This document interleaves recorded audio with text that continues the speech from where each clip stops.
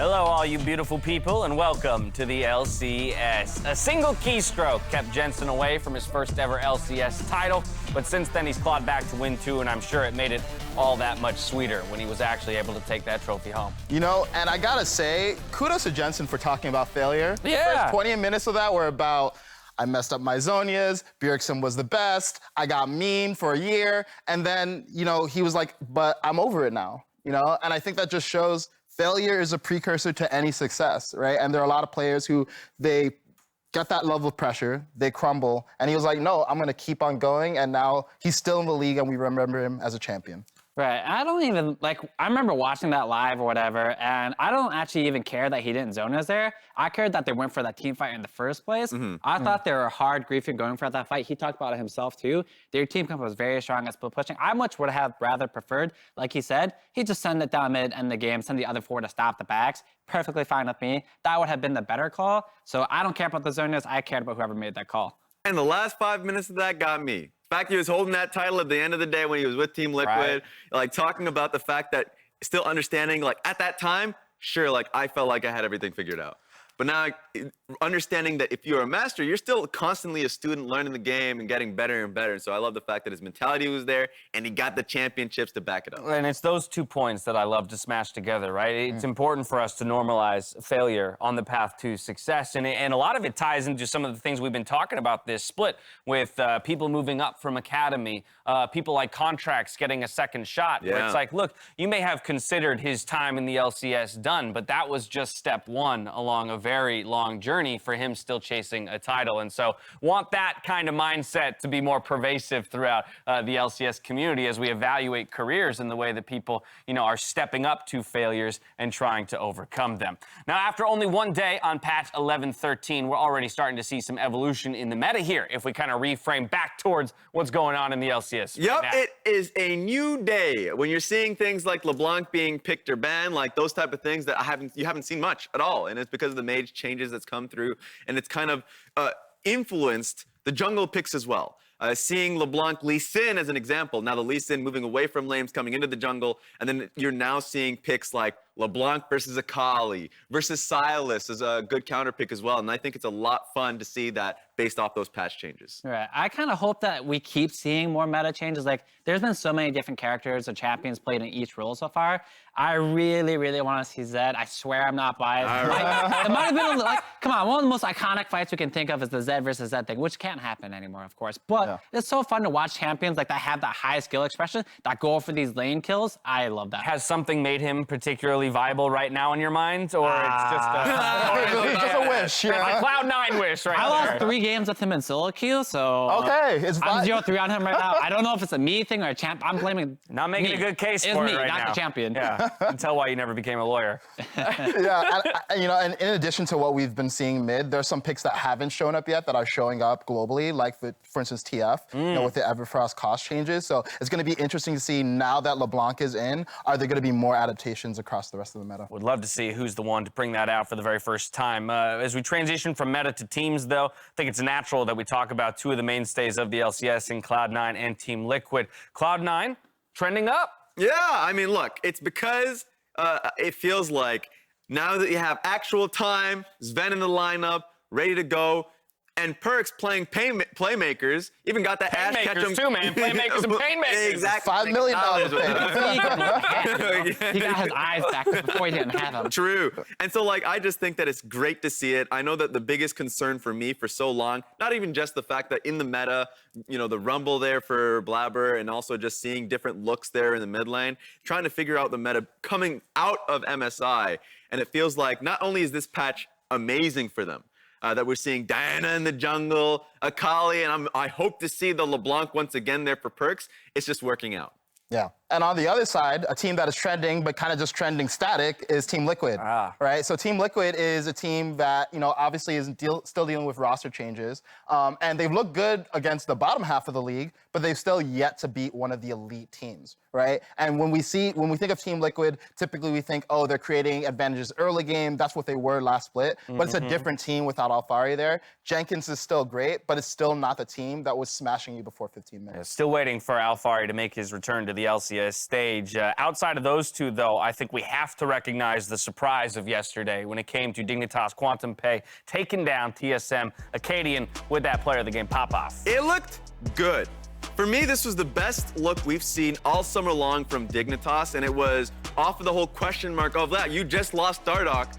Acadian's coming in from the Academy roster, but he's had that experience before. He went up against his former team in TSM, took them down in emphatic fashion alongside Afrimu, their leader in that team. They looked damn good. Right. I want to say they played really well, but I gotta call it Here it is. for this team comp here. I think this team comp is straight garbage. I want to say word, but I won't. Okay. They have 3 choosing winning lanes, and you can't choose 3 lanes that want to win, because you can't put pressure on all of them, right? So you're gonna have to sack a lane. In this case, they sack top lane. And when you're doing those kind of things, why are you picking 3 winning lanes that don't scale that well? You have a LeBlanc, a Nara, and a Kalista. Which one of those characters scales super hard in the endgame? None of them. So I personally don't like that draft. I'd rather not have 3 winning lanes. Pick somewhere that scales. An uptick for Dignitas. We'll see if TSM can regain High's confidence today, though, as they face off against Immortals. We're going to get a refresher of the last time these two teams met, though, with a mic check from the photo finish base race. Check it out.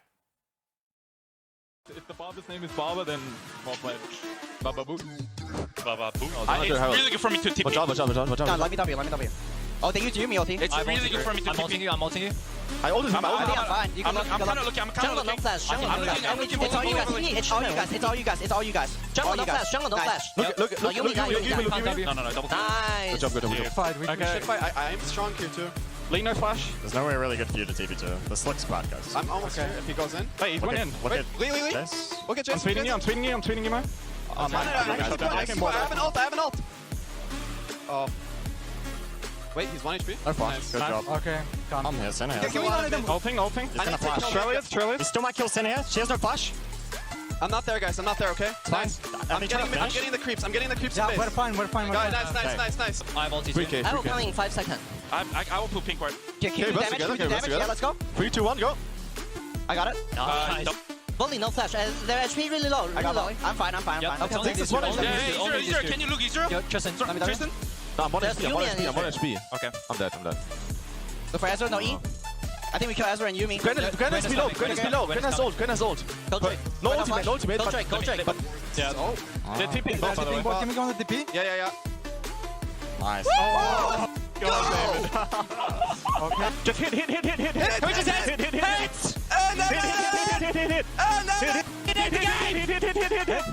Wait, I found it. Kill 6. Oh my god, what? Holy crap. Bro, this game is so shit. Ref, I'm sorry about this game, bro.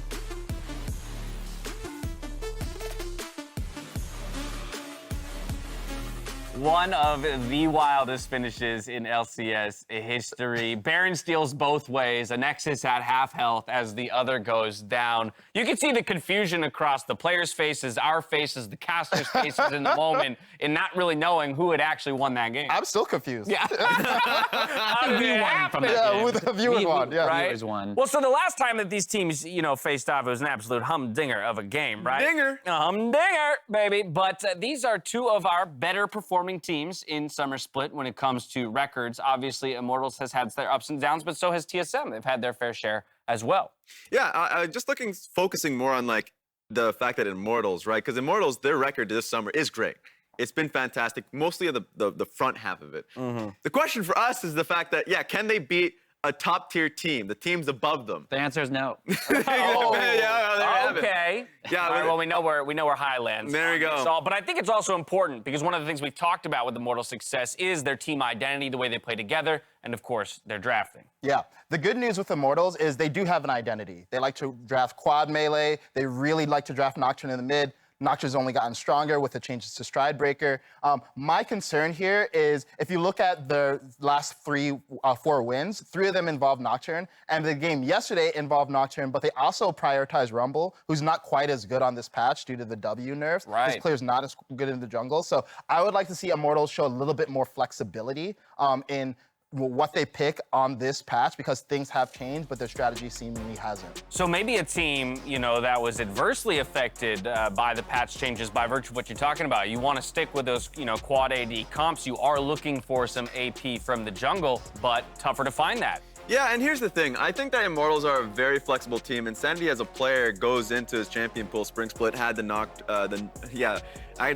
Karthus is what I was looking for. Ziggs, all these things, was flexing the Jace really early on in this split. So like, he can always change up. I think it's more so Immortals trying to find a look that's consistent for them that, yeah, I do think will change going into this draft. Yeah. And going into this draft, it's going to be interesting to see what the teams prioritize. I think for TSM, you're probably going to see them pretty highly prioritize Lee Sin. Lee Sin, his E got nerfed, but that doesn't affect his jungle clear because he Q maxes in the jungle anyway. And this is still a flex pick and a pick that Spica's been successful on. I'm expecting LeBlanc being picked up, probably a 3-pick here for TSM because it's just a safe option before they go into 4-5. And it just feels like they are going to have to find a safe, blind pickable mid lane going up against Immortals. Do you think TSM is not comfortable picking Gwen first? Because if I'm not mistaken, Gwen's one of the strongest champions right now. With them banning it, it kind of shows me that they're not comfortable first picking it. Do you think that's a case of A, they don't think she's that strong, or B, that they're not good at her? What are your thoughts on that? Probably not good at her. I think you want to try and first pick her if you are able to flex her in 3 lanes, primarily like mid, jungle, top. But a lot of the times, these teams have just been looking for a top lane Gwen. Well, snap pick on the Viego for TSM. Just following up on the Nocturne conversation, it's Immortals of all teams that actually bans it out there on red side. So that one will not be in this game. We'll have to see him reach for something else. I'm interested if this is a Viego in the, in the solo lane, because he did get a significant nerf from 100% HP getting off of minions to 50%, half the amount of sustain you get off of just through the minion wave alone. So it's been seen more as a jungler. And I think it's a good look for Spica. It worked successfully for Closer in his previous game. I definitely see it being a jungler more than a laner, because he already had a weak lane phase before that. If you ever actually watched Viego laning, especially mid, you almost always see him under tower trying to last out with Q, barely surviving until he can get a couple buys and he's chilling. But now with that even worse, his laning phase has gotten significantly worse. And how do you can avoid that? Go into the jungle. These junglers keep taking my champions, man. What are these guys doing? Yeah. So one thing that's interesting to note here is that Lee Sin, who was more highly prioritized, has actually slipped through the entire first pick phase. Okay.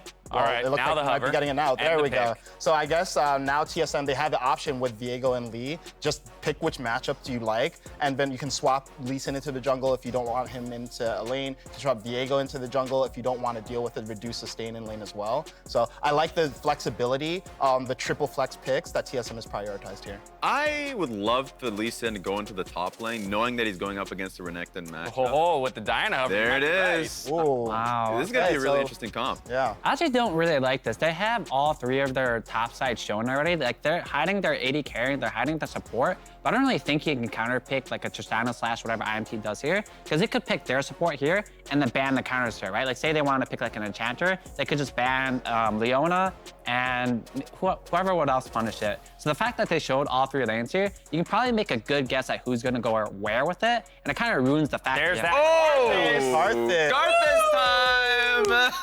Glad you called that one out. It's interesting to me too, yeah, just the fact that you look at TSM's side, you already know where all 3 of those Right. If champions I were to are make a going. guess, I would say Diana jungle, Lee top, and Lee top and Viego mid, 100%. is what I would expect assume. that too. Absolutely, yeah. Like, if I were IMT, I would assume that's what would That's a go. curveball if they don't go there. Right. Yeah, and I think IMT should probably look for a LeBlanc ban here. We've seen LeBlanc be really, really good in hands of PoE. Oh, sorry. Well, actually, Viz 2 solos already picked, so they don't have to worry about LeBlanc at all. One thing I want to point out here, even though we have seen Insanity play the Karthus in the past, Xerxes is a great Karthus jungle player, and Tristan is a fantastic, mid laner in general. I think mid laner, bot laner, they even have an academy top laner named Viper that plays Tristan at top side. So if you're just talking about like who they've been scrimming against and what kind of information they're getting, you don't want to rule out the fact that it's an AD top laner. They played Lucian in their previous game.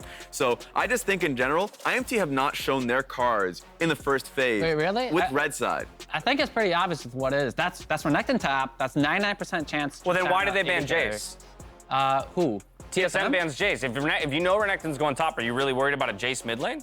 Because that's I mean, technically you can still flex a Renekton top or mid, right? Right. But knowing that, I would still assume it goes top, but you ban Jace in the case To that they force do it. something. Yeah, Okay. to make it go there. Okay. Because whoever banned the Jace, for whether it's for top or mid, they don't want that option to be there. They'd rather just get rid of it. And otherwise, they're just banning for their lanes, right? They're banning for top or for mid. They're not Gotcha. gonna ban bot lanes. Yeah, it's very likely that it is going to be Renekton top. With the only question for me is like where the Tristan is going. either in I'd imagine carry or Raze mid. plays it. He's a very good Tristana. They like playing scaling 80 carries anyway. He does really well on it. I could see it going mid. I could see Tristana going mid, but there's no way this Crocodile goes mid. I'd bet against it. Yeah, so there's still a bunch of really good supports available. You know, Thresh got banned out with remove Aphelios from the table, and I think Thresh is a good ban in general. There's still the Nautilus, there's still the Braum. The Nautilus is something that I would look for. It's Destiny's best pick past the Thresh, and I think it rounds out their composition. I do think they need hard engage, so it's nice to see it locked in. Honestly, they probably... So if you look at TSM's comp, right? They're pretty much sending all their dudes into you. A very good way to play against that is just picking similar things to that, right? I actually would have loved to see a Galio support here. Hear me out. If you have a triple dive comp and you're running to a Galio support, it's so annoying to play versus that, and it's actually really strong. He has very good follow-up for in case you do need an engage, and he has very good disengage. Well, they're following their dive with more dive as Leona is locked in. They're locked in. Kaisa can join the party too. Yeah, it's a Sword Art pick there. Like, Sword Art's just a damn good Leona player, and he's just confident with it. I would say it's his most confident pick. So even though I do agree, we've seen the Galio with Diana in the previous game, just yesterday, actually. It's a great combination, but makes sense that they're going to comfort here. I'm not too sure what IMT with Lana look for. Ooh! No. Okay, hi. Okay. Hey, did anyone expect that one? That was the fifth and final pick. All right, how about this? I'm wrong, but I don't like their comp now. They can win because they tricked me. Right. But this comp, like this, like one, the 4 or 5 ban, I think they should have double banned AD carry there. They did a split between AD carry and support. Yeah. I would have preferred they just double banned AD carry, Kalista, and Kaisa to prevent the AD carry to have a good engage or follow up, right? Those are the only 2 AD carries that can do that well. They should have just stuck to a double AD carry ban there. One thing that at least IMT is good at, being able to make plays on side lane. If it's the Tristana Nautilus on side, if it's the Renekton on side, of course the Camille will always have power on side, like, and the Karthus that's going to be able to always support you with ultimate. So like at least there they have strong playmaking potential on side lanes, but team fighting aspect is going to be a little hard for them. I just love the all-in nature of TSM. Like Leona ultimate, Kaisa follows up. They're playing that mini game with Viego. If he can get kind of any bodies off of it, a reset, that'd be great for him. I just want to get one final word from you, Kaizen, as they load into game about how this Immortals comp ultimately reflects upon their evolution in drafting, because it does feel like a pretty distinct departure. Yeah, I think it is a pretty distinct departure. I mean, for one, the Karthus just provides a different set of capabilities than a champ like a Xin or any of the more aggressive early games. So I think, as Raz said, it's going to be more about playing off of side lanes, you know, in the mid game. So I think it's going to be a less comfortable draft for Immortals than they're used to, and I think TSM has won this draft personally. All in all, a very intriguing draft, rather, but as we load into the game, it's my cue to toss it over to our casters, the Doug Duo, for the call. Thank you very much, Dash. Welcome, everyone, to the LCS. This is Freak with Azael. Yes. And we are the Doug Duo. That's true. I don't know why we I don't know why, but it was fun. We are back and ready to cast some League of Legends TSM. They faltered yesterday, still the second place team in the LCS. And Immortals have been on their way up. I bet Kobe they beat Cloud9. They did not, but they still got a good chance here against TSM. And this is actually really interesting because it does feel like TSM is drafting one patch behind, right? You know, both Lee Sin and Viego got significant nerfs as solo laners. The Emax for the Lee Sin was nerfed. The sustain for Viego off of minions was cut in half. That is a significant hit to both of these champions. And with Revenge going Ignite TP plus Grasp for a lot of laning power, that could be troublesome for Huni. I'm going to be interested to see how these lanes do play out. It's also worth noting that, yes, Power of Evil did play the Viego. He won on it once earlier this split. But his most played melee champion, if you want to disregard Kassadin, because it's kind of a different style, is actually 3 plays at Talon. So it's just not a style he plays at all in his career. And I'm really going to be interested to see how Power of Evil looks on the Viego. Can he look comfortable here? Because I think his success is so critical for TSM. Absolutely the case, and so I'm excited to see what comes out of this one. I'm a huge fan of the Diana pickup. I think she's great overall. Karthus, honestly thought it was going to be Insanity in the mid lane when he grabbed it. I think he's actually been such an amazing Karthus, but you know, I don't know the matchups against champions like Viego, so okay. Still Xerxes playing, you know, a lot of his mage junglers. He was one of the only Rumbles I really liked in the jungle in the LCS. I thought his Gragas has also been very good, so this is clearly a good style for him. Speaking of interesting styles, Camille has not been played a lot so far this year, but Revenge playing in the top lane is the featured pro view matchup. He and Huni are there. Check that out if you want to. Yep, absolutely. I'd also say, you know, the exhaust on Karthus is interesting. This is mostly what you get in solo queue. It's really to answer largely a lot of the invades that Karthus deals with. Karthus, if you actually have high Q accuracy, you have incredibly high DPS in these duels, and down to the bot lane. Pretty good damage down here, but Raze forced to flash away. Final shot comes in. The flash stun is gonna be enough. But will Destiny trade it back? Needs one more auto onto Lush. He's healing with the potion. And I don't know if Destiny can get this one. Flashes, gets caught up. He's gonna die for this one. Oh, what a heartbreak. But TSM get the 2-0 start in bot. Oh, it's a disaster in the bottom lane. TSM bot lane coming out huge. Power of Evil taking a rough trade there, but we'll have to see if they can bounce back off of that one. Looked like Raze was pretty late on the summoners. You know, he actually was saving the cleanse for the potential stun, but took most of that ignite damage before using it. Xerxes here, though, trying to wrap on Huni. We'll see if the hookshot can land to set it up. 310 level 4 already in top lane. Karthus is a power farmer. Question is, can Huni get away? Does not have a trinket ward. So has to, oh, sorry, does. I guess I mistimed the cooldown. Does use that one. Exhausted, still has the flash dodge as a single lay waste. Cannot get killed as he gets onto the turret. So able to save all of his cooldowns to stay alive. Now as the scuttle fight comes in, Insanity with pressure. Oh, Spica got it, I think. It died oh, to the burn. Oh, it died to the burn. No, that is so unlucky. That's actually so sad. Died to the burn there from a jungle item, plus he had red buff. Yeah. So a little bit of burn, and Insanity mistimes it. So TSM, not only do they get the double kill on bot side, they're actually going to get double scuttle here, funnily enough, and Immortals off to a very rough start. It's already a 1,200 gold lead before the second scuttle's even taken. And we still have a pretty aggressive mid trade going on, though. It can still go one way or the other. We'll see if that comes around. Speaking, going to put a nice control ward down. Says, okay, I see yours. Sure, we'll get rid of this vision and put the threat down. The biggest problem is the lane is pushing away from them, right? So, you know, you can't actually walk up. You're having that denied. We'll get a replay on this. We can see how this one started out. So he just fully tanks the initial stun, and I think that's actually the biggest issue. If he just insta-cleansed that initial stun, there's really no way that Lost is able to actually get the full passive proc, right? You allowed Kaisa to get 5 stacks of plasma to get that kill.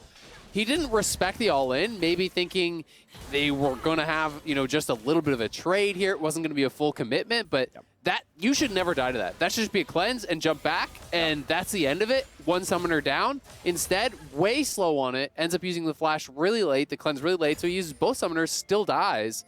And that's a pretty unacceptable misplay at this level. Yeah, pretty huge mistake right there. So we got to see if that's going to keep paying out. Huni obviously has done mostly magic damage to champs because his E has ult been hitting. So Revenge gets kind of an unlucky shield choice against that champion, but that's going to be the function against E Max Lee Sin.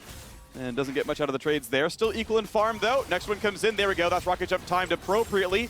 They go back in on a sword art, wait out the W, then the last auto can come in afterwards, but it lasts too long to matter. Destiny just cannot get out of this one. Locked down far too much. A 3-0 bot lane for TSM. And that interaction there is why people consider Leona to be such a good matchup into Nautilus. Nautilus is just so much less tanky. When these two champions go in, if the Leona is just going straight onto that Nautilus, your AD hits the Nautilus, you know, the Nautilus's AD hits Leona. Leona doesn't take any damage there. With the W up, with the Aftershock proc, you are always losing those trades. So, you know, whether Nautilus is trying to peel back or trying to be the one who engages, Leona's almost always going to come out ahead. Of course, they also had the gold lead. They had the better items. That's a big deal in those trades, too. It's pickaxe versus nothing as the buys. So, of course, that does matter, but it's going to be so hard for Immortals to really get anything done down there unless they can have jungle interference. A nice ward here on that lane does catch the jungler sneaking in. And I think for Immortals, you now kind of just cut off that bot lane. It's gangrene. Get rid of it. You're looking towards top. You're trying to play for a 6 here on Xerxes, and then you're hoping that Revenge plus Xerxes here can actually get that kill on the top side. Can combine with the Ignite, with the Camille ultimate for the lockdown. The Karthus ulti comes in cross map. If you can kill Huni, get ahead on that Camille, you will outscale in the side lane as well, so things will just look better for you as the game goes on. Well, farming pretty well on the Karthus, but level 6 already in for Spica. It's just been richer overall, so, you know, good job in the early clearing. Spica, level 6 on Diana, means there's some real gank threat here. Momentary bot lane pressure. Though Xerxes used a sweeper as he walked down a bot, did not catch that ward that we just saw in the brush, so that is information that they don't know about, despite having the ability to do so. But time for the third clear coming through as Xerxes going to grab his Gromp basically on cooldown and keep that one going, as we can see the Dragon already being started off with their bot lane coming back in. Technically not the easiest play, but Spica had used the blast plant to get in, I believe, or maybe a QE from the wall, so really doesn't know for sure he's doing it. Sword Art was spotted by the Scuttle. It's not going to matter, though. And with all the bot lane pressure, you can't take the 2-on-2 or the 3-on-3. First Dragon comes in, and TSM off to an early stack start. I'm now curious when they get Herald as well, if they can get their bot lane up to make that one happen. I'm not sure if they will look for that or not. You can see that Sword Art is kind of moving back and forth here, threatening the roam towards mid, but I wouldn't mind them just continuing to play through bot, play for that 2v2, look to try to maintain dominance in the Kai'Sa over that Tristana. I think that, honestly, they have enough prio on the top side. Like, mid has largely been pushing, top has largely been pushing. I don't know that they need to move their bot to fully commit to Herald, and we'll see if they feel that's something they need to go for. Wait to see. 1,500 gold is going to be the gold difference. Obviously, comebackable. 1,500 is not insurmountable, but it's a tough one here as Xerxes keeps the power farm going. But again, we keep in mind that we're watching the Karthus. The Diana from Spica has been completely keeping up, and again, is up experience from when he's been in the lanes and helping out. He had recently, been topside, recalled in the brush. The wave was pushing in. Double Scuttle as well. Right, double Scuttle. Obviously really relevant there on top. And now we have the fight in the top. River gets away from most of the damage Insanity, and now it's about the ult, but he's still in a 1 versus 3. Heal's not going to be enough, and the kills start going elsewhere. I mean, that was not good from Insanity. He saw them actually coming over, and he goes back for the last hit on the ward. Yeah, you got the pink ward, but you gave up your life for it and your ultimate, so now it's a free take of this Rift Herald. They left Kai'Sa bot, so can they pull off the dive? You have got to do something here. Oh, they're going to get a lot of damage down there. Lost should have an ulti, gets a bit of health back, and Xerxes gets the kill. Finally one on the board for Immortals and Azael. I've got a reason for you. Insanity thought he was getting an actual kill. This is a Bjergsen team. Everyone who is not Bjergsen is, in fact, a ward, and so he just assumed that was going to be a solo kill. Okay, makes sense. Yeah. Thank you, Freak. You're welcome. For the high-level analysis there that we know and trust. That's me. Yep. Gotta say, Lost should have just played below the tower. There's honestly been a very sloppy game so far. There's no reason to really allow the Nautilus to walk up and hook you like that. At the very least, if you want to stay in the tower and not back it up, play below the turret so that he cannot hook you from the angle. He played beside the tower. They probably could make the dive happen either way because Nautilus can just walk up to you and then auto you for the little passive route. But at the very least, there's more of an opportunity of a counter kill, some sort of turnaround there, make it a little bit more difficult.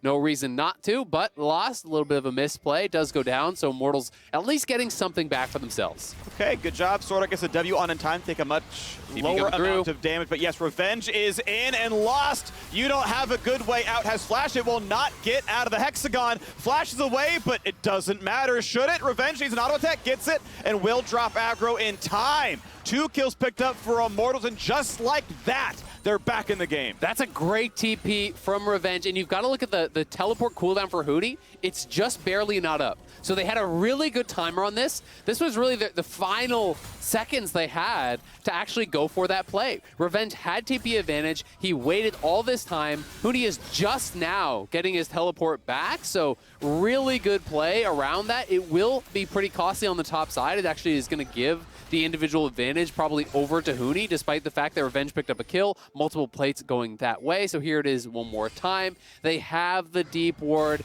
They see the Leona moving up. I think that TSM's read was we are safe because we know Tristana is on a reset, but Revenge gets the TP behind. A well-timed ulti there from Revenge as well, immuning the ulti coming through from the Leona, gets the last auto, gets out. Really well done. Nice mechanism by Lost, actually kited back in, or just like walked back in towards the kill to not get slowed by the W. Could take the inside track of it instead, but obviously it's not going to be enough. Revenge did not die out of the turret. Viego's moving up, so they're looking for a play here. Whoa, Revenge is whipped to Z on nothing. Gets kicked back. Now they know he has no escapes. We know he's not running Flash in the first place. He's got to just run. He's got to book it. Thankfully, Karthus is nearby. Gets the Wall of Pain slow. Decent damage. Revenge gets away from the stuns and stays alive, but now Rift Herald is going to make sure that top lane turret dies. And this is the extended cost of that bot lane TP. No. It's too late. This TP is absolute garbage. He shows up in time, so maybe we can take it all back. Gets there, and maybe it's a fight they can win. They kill the Herald. Ulti comes in from Diana. Insanity just drops, and be careful. Renekton is now on the hunt. Ult's in for the chase and just gets delivered 2 kills. Insanity. Oh, what a heartbreak of a play. Play the sound clip, Freak, because that TP sucked. Insanity coming in late there, trying to prevent it. They had made a good cross-map play. They don't need to overforce. That was the extended cost of that bot lane TP from Revenge, because when he did that, Huni got to take multiple plates on the top side. They already had the Herald. You've just got to accept that the tower is dead. Instead, they tried to fight for it here. You know, we could already see on the minimap, it's the roams up, right? It's the TSM play. They're trying to move up through Try. They're trying to actually catch him off. Xerxes is here. He's looking to peel, but you can see his ultimate was on cooldown. The ultimate from Revenge is on cooldown. They don't have Ignite. I just don't see why you're trying to force this play with Revenge actually backing off this far with him very low on health. Like, Revenge isn't even on the screen at this point. So now they can come back and try to actually get involved. The TP does arrive, but still, your Camille can't even really enter the fight. Xerxes is low on mana. It's just kind of a 1v3 for Insanity because his teammates are not on the same page. And that, to me, really speaks of miscommunication, the fact that you're not tracking your teammates' resources, that they can't follow up on that they're not in the position to take this fight. If Camille has ulti, if Karthus has ulti, if you've got Ignite, if you've got health, then great, take that play. But it's an overforce, and it feels like it's trying to make up for the earlier death, the earlier mistake from Insanity, and instead, it just digs them into an even deeper hole because they had been clawing their way back in, to be honest with you. They had been, but now it's right back to depths that we saw before. In fact, it's grown because of all the turret plates taken. We've got a full 3,000 gold lead. Second Drake went over 30 seconds ago, so that's also an extra little bit in TSM's pocket. They're just that 10 minutes away from an Ocean Soul. That's going to be tough to deal with. Immortals reasonably bursty. They can probably damage through it, but it's still going to be extra power if that keeps going on. We can see Sword Art and Lost think about heading topside. Yeah. Stop early, though. I mean, theoretically, you can always win, even if there's Ocean Soul, but there are some very brawly champions. It's these kind of 4 champions, all playing Conqueror, all going to be going, pseudo-tanky builds very likely here. We'll probably see Zhonya's coming through. We obviously have these kind of brawler-style builds for Lee Sin as well as the Viego, and giving them Ocean Soul on top just makes it incredibly difficult to actually push through. We'll see if Immortals can get something back for themselves, but unfortunately for them, they don't really have an advantage anywhere right now. They're going to be down in all regards, and that is a very difficult position to play through. Revenge does have the scaling advantage. Perhaps even with the gold deficit, he can win in that 1v1 against Huni, and I still feel like that's really where they need to focus. Just probably move the Tristana to mid lane, get her that safe farm, and play around the Camille. Try to create side lane pressure. If you can do that, you can maybe pull TSM's comp apart and create slow incremental advantages. Make use of your scaling because they do have Tristana, Karthus, Camille, which is insane late game. Sure, yes. And this is going to be the look is my eyes are primarily on Revenge. I think he will be winning almost every duel he's ever a part of in almost any of these matches. So as long as his gold total is fine, and right now it is, then he's got to watch for. And what's nice is even if the 1v1 is going to be tough, you've got a Karthus. Guess what? It's a 1.5v1. You're actually winning every battle as long as you're able to somewhat stabilize the game. Again, the timer of Dragon Soul in 8 minutes, that's going to put a damper on things somewhat, but this is still where I'm looking of as exactly what you're saying. Splitting TSM apart a little bit and using that as an advantage. Huni, nice job, get some counter jungling done. Any bit of gold you can take away from Karthus really, really matters. He really, really wants level 11 here from Xerxes, and he's going to be close, but still has to get a couple more cycles in. And part of the difficulty is always, when your team is losing, even if you win the 1v1, creating enough vision, enough safety for you to really go aggressive in that split push situation is very, very difficult. And it's one of the big reasons we see teams shy away from that style, because it's so much about team fighting these days. It's so much about playing towards dragons and heralds and barons and looking for soul, looking for elder, that playing this split push style, takes a lot of work, a lot of coordination. And we can see jungle support moving up towards top, trying to establish at least some preliminary vision here for Revenge. They don't have any deep vision, But at the very least, we can see, they have some vision along their side of the map. It's kind of this line of safety here. So at least you're not going to get wrapped around on as the Camille if you are pushing up there. But they would like to really extend that forward. They would like to get that deep vision into the enemy jungle to give him that safety if they want him pushing up, challenging for 1v1s and challenging for that tier 1 tower. Well, to the editor, it's gone so far from TSM. Immortals have yet to finish killing one yet. Looking for when they actually have some lane pressure to make that one happen. Camille has walked down towards the mid, maybe collapse, look for a play, flash hook, no, Huni on the reflex, just easily sidesteps it. Good safeguard back to a minion, and now Destiny has Hex Flash, sure, but ultimately doesn't get anything good, and should be taking a recall. Yep. I mean, I think that the call here is basically we need a pick to fight for Dragon, right? So he's going for this risky play, flashing in, trying to hit the hook on Huni, hoping, all right, we kill Huni, we can maybe challenge and prevent the soul point. Without that, I don't know if they're going to fight for it. My guess is not.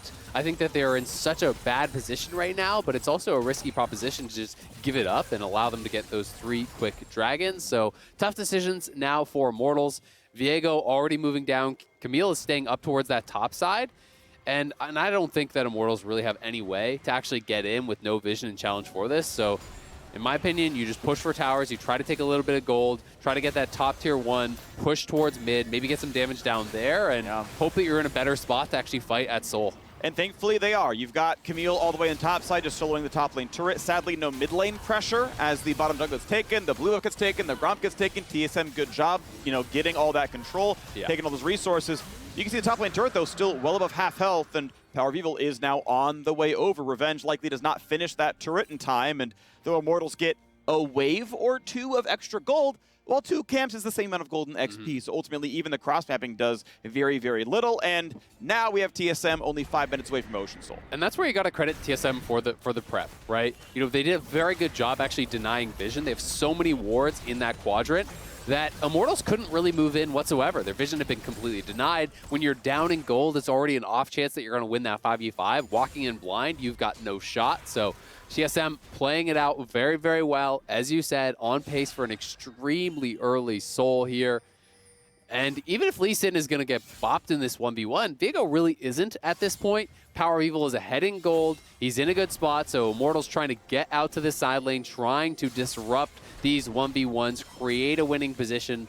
But again, TSM's vision is preempting the play, and they're just kind of getting locked into this slow, steady pace where TSM is playing from the advantage. They have control of all the objectives. It's been 3 for 3 on Dragons, 2 for 2 on Heralds, and they look like they are cruising right now.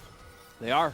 The 3 kills that Immortals got is everything separating them from a perfect game. Not a single objective has been claimed. Just the 1,400 or so gold from the few kills they've gotten. And sadly, not a lot going for Immortals right now as they move towards maybe loss number 18 of the season. TSM, of course, top 2 in the league, I think almost everyone would agree. So it's going to be a tough opponent, all said and done. And right now they are taking care of business. Power of Evil going to take a recall, doesn't want to work overtime, wants to get his items in, take his mandatory break, that's good, and then come back and pick up some kills soon. Going to be working towards that second item here. Looking for the Blade of the Rune King, so definitely trying to itemize more towards the 1v1, more towards that split push. It's not Sterix for the 5v5. He feels like he's looking to answer the win condition of Immortals. And if you're on the TSM side and you say, okay, how do Immortals win this game? Almost everyone's going to immediately go, all right, Camille takes over on the side lane. Well, build for the Blade of the Rune King, build for that 1v1, and Power of Evil playing with this additional gold can be the guy to hold him down, to answer him in that side lane. And I think this is a smart adaptation. You don't need Huni out there where he's already kind of outscaled in that 1v1 and could potentially get abused. Revenge looks up, sees Spica. They might take this fight, gets a slow, and they don't go for the battle. The thing is, they know Huni is bot lane on the wave. Yeah, he's got TP, but I mean, even just being there a bit early, like maybe it's not a good TP work for the Lee Sin. Like maybe you want to look for those fights a little bit more often because you're not getting many better situations than when someone's currently on a wave on the other side of the map. Yeah, it's tough. You kind of gotta take your time and okay, here we call. go.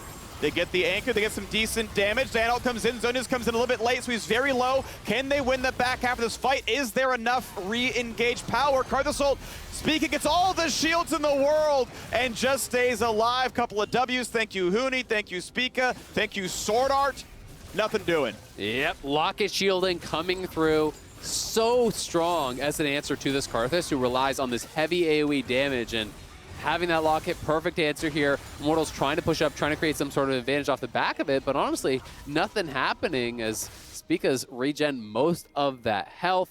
They do force out the Zonias. I think it was a good look trying to force there onto Spica. They got the teleport out of Huni, so that's something for them, but it did cost them both the summoners off of Raze, and they're not even able to get a kill from it. So TSM prepping for this dragon, looking towards Soul, and Immortals without really any time to look for any additional play before that. So it's going to be up to this 5v5. It's going to be up to who can establish vision in this dragon area in this next minute.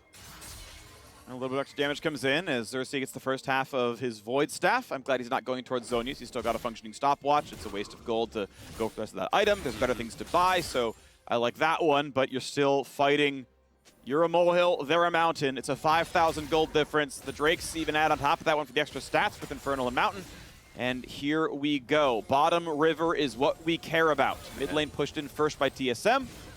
They've just got no vision, right? They've got nothing. You know, if you swap to that Immortal side, they can't see forward at all, and they're now Destiny in trouble, gonna get pushed back. That's his flash down, so he's gonna have to reset, and it feels like the Soul is maybe even just gonna be given over for almost nothing, because they have no eyes Yeah, they got to get dragon. a way in. A flash stun, something, but Power of Evil is just out of range, or it just isn't going on anyway. They find the first fight, though. Huge damage. The kickback. Camilla's dead instantly. Will it be a trade? Huni drops. Top laner's dead. Support traded down now as well, but Power of Evil on the Viego has already got his double, can go for a third. Kaisa picks up 2 more, and now it's only Raze left alive, and he's going to fall. Triple kill for Lost. TSM take the Bud Light Ace, and what do they choose? Is it Soul? Is it Baron? They're going both. Yeah, it can take it all at this point, Freak. TSM crushing Immortals so far ahead at this point. They knew they were in such a position of power. You look at the completed items, they're in such a better spot for this fight.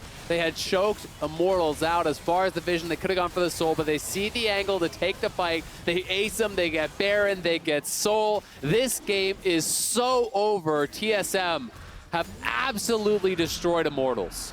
Beautifully done. There you go. Sub 24 minutes. The Soul is in. Let's watch that fight one more time. Yep, here it is again. It's just been the slow denial of vision. They see Revenge there on the side, and they actually just look for the focus on him. He gets stunned up, and then Huni goes in, kicks him back into the team, absolutely deleting him. You can see Viego picks up the Camille Soul, hook-shotting into the backline, piling through. Lost is untouched this entire time, free-firing, saving the ulti to pick up that final kill onto Raze. Great team fighting there from TSM. They have really snowballed this game quickly and look poised to close this one out in a really quick game. Here we go. Mid lane tier 2 gonna drop for sure. Turret number 4 taken. Immortals have as many kills as TSM have dragons or turrets. And now we'll look at the next one as they're going to knock down the inhibitor turret next in the mid lane. Just pushing straight down the mid lane. They find the Sun and Insanity. Good luck, Renekton. Double dash the way, but Nautilus dives in at the same time and they just find that kill on Destiny. Now Xerxes, yeah, sorry, buddy, you're dropping as well. Goes into zombie form, gets used out of the passive. Might get a half-decent ulti, but there's no way it's going to matter. Everyone is dead yet again. The Bud Light Ace, the open Nexus is about to be found. Those turrets will not last long, and TSM will take win number 22. They will dismantle Immortals. Bot diff was gigantic, huge by Lost in Sword Art, and it got paid forward everywhere. 16-4, TSM absolutely slaughter Immortals to start out the day. A great bounce back for TSM here. Domination is the word against Immortals. A little bit of a sloppy back and forth in the early game, but TSM came out miles ahead. And honestly, after some little blips on the radar in the early game, this was a very clean play from TSM. They destroyed Immortals. Immortals really overextended in a number of moments, not being able to capitalize when they did have small advantages. TSM got the Soul, took the Baron, kill the Nexus all in under 25 minutes. That is a really fast game, really fast closeout from them. That's the kind of play that you want to see from a top team playing from an advantage. Yeah, really, really nicely done. TSM improving again and again. Once again, tying 22 wins, which is the highest in the league. We'll, of course, wait for NFTs later on, but this seems to be the battle that we just kind of keep seeing in the background. Like, those are the two teams who have been crushing everybody with very, very few stumbles along the way. TSM have only dropped those 4 games. That's not a bad look. Now on 10 wins in summer, again, 22 across the season.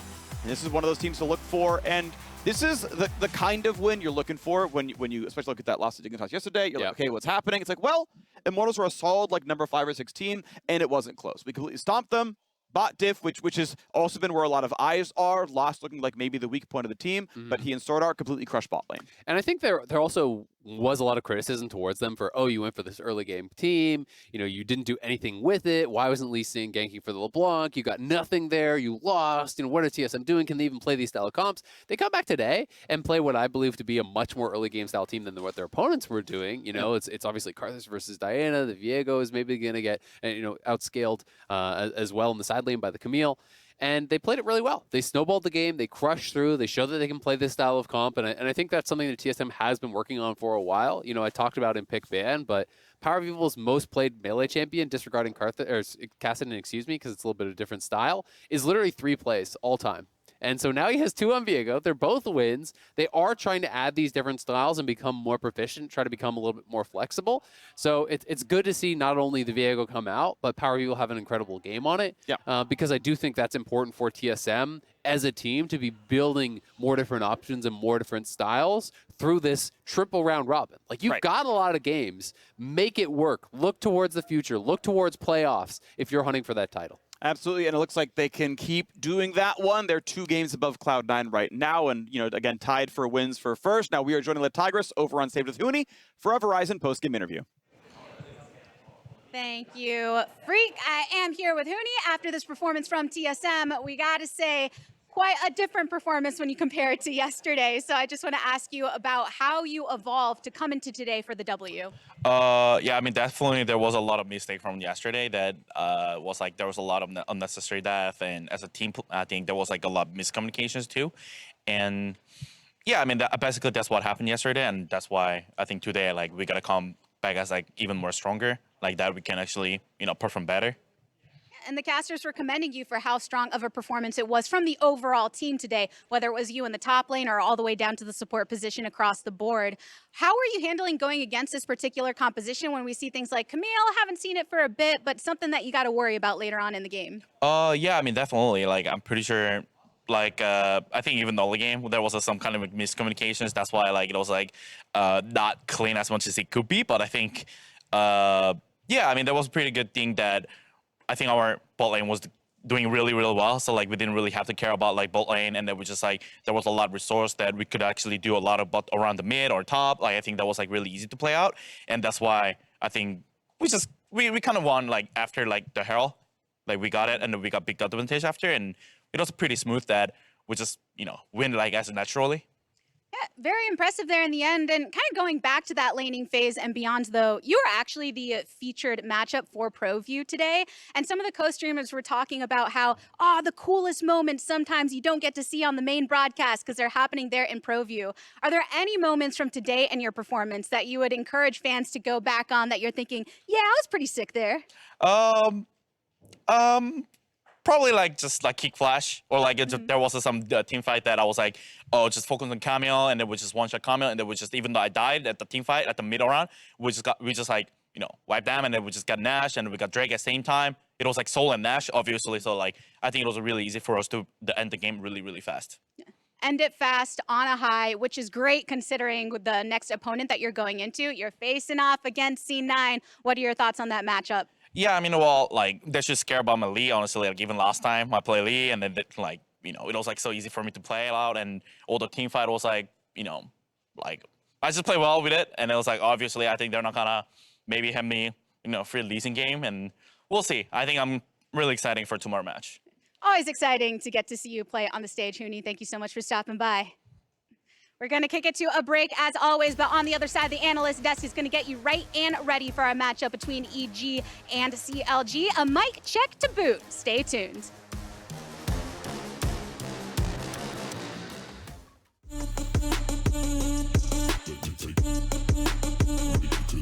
Break it.